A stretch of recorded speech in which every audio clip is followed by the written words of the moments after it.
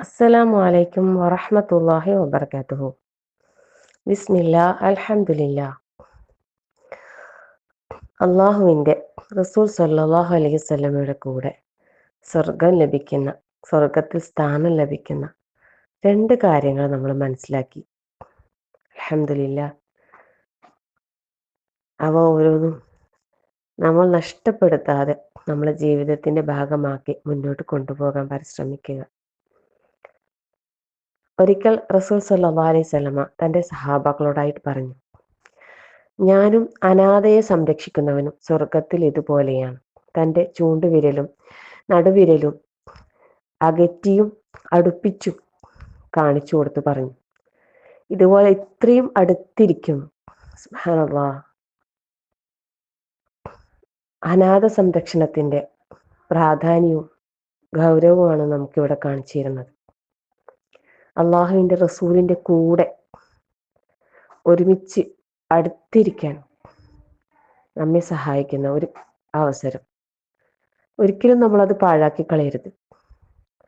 ഒരു അനാഥയെ സംരക്ഷിക്കാനുള്ള ഒരു അവസരം നമുക്ക് ലഭിച്ചാൽ അത് അവർക്ക് വേണ്ടി നമ്മൾ ചെയ്യുന്ന ഒരു ഔദാര്യമാണെന്ന് കരുതരുത്. മറിച്ച് നമുക്ക് മുമ്പിൽ നമ്മുടെ റബ്ബ് നമുക്കൊരവസരം തുറന്നു നൽകി. അൽഹംദുലില്ലാ.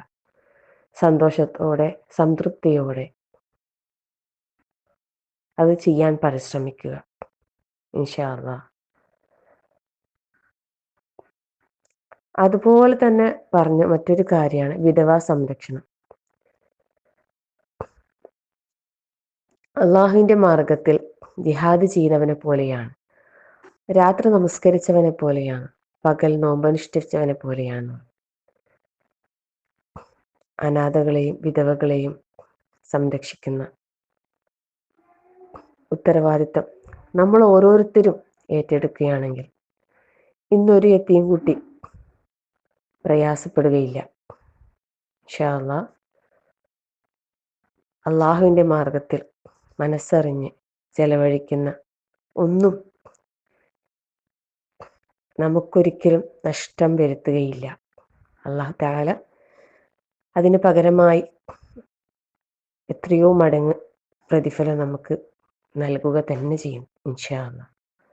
അള്ളാഹു അനുഗ്രഹിക്കട്ടെ. ആമീൻ.